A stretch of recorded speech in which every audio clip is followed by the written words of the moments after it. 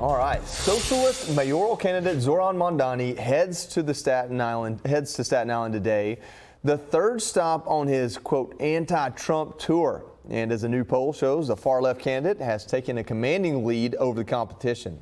We have Hannah Cox. She's the host of the Hannah Cox Show, and she joins us now. Hannah, good morning. Thanks for joining us. Good morning. Good to see you. So of the many things, I guess, that Mondani really connects with voters on, I guess maybe his youth and energy is part of it. I'm not sure, because it seems a lot of the policies you put out there have kind of been dispelled. And so now it's just, I hate Trump.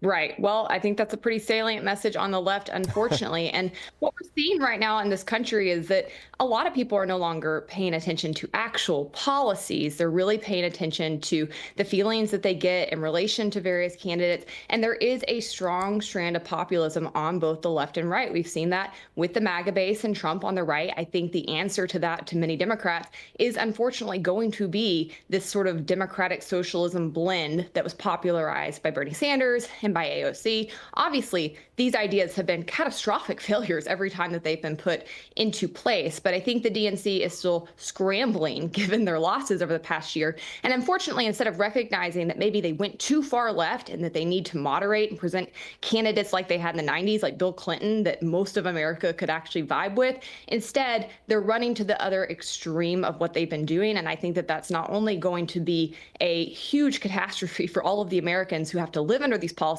I think in the long run, it's going to be a really bad plan for the DNC as well, because once those consequences come home to roost, they are going to be out in the wilderness even further. He does have a big lead over just about everybody else, and we're learning more about his inner circle, the folks he hangs out with, the people that are influencing him. The New York Times says that it's made up of young and inexperienced staffers who are also far left progressives and socialists. There's a graphic of them, and you can kind of see there. The New York Times writing, Mr. Mondani, his aides are notably younger and farther left than advisors in rival campaigns. Few hail from the Democratic establishment. Many have spent years fighting it. I think that's an important element there, that he comes out as anti-establishment, similar to maybe the way Trump comes out as anti-establishment on the right. I mean, Trump brought the Republican Party to MAGA. Is Mondani maybe their answer to it?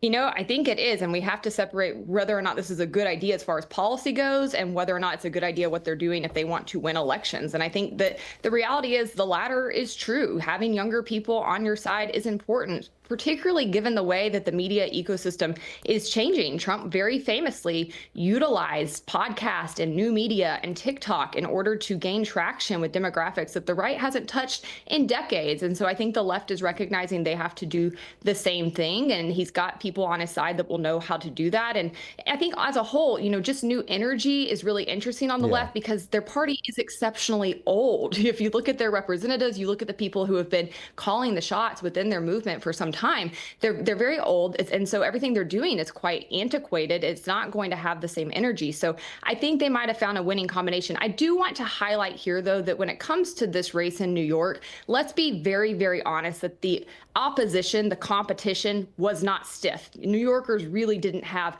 much to pick from on the ballot. They had a very corrupt, and then they had a very corrupt former governor who, let's remember, was pushed out of office for sexually harassing people and killing a lot of people's grandmothers. So, I mean, yes, I think this is going to work for them and probably could be replicated in other areas too. But also, I think the New York race is unique in the fact that he didn't actually have much of a substantial pushback here.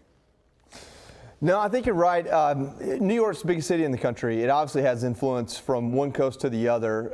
It's not the only mayor candidate, as we just said a few minutes ago, that's controversial, but perhaps the most important. Hannah, thanks for joining us. Absolutely. Yes, ma'am. I'm Steve Doocy. I'm Brian Kilmeade. And I'm Ainsley Earhart. And click here to subscribe to the Fox News YouTube page to catch our hottest interviews and most compelling analysis.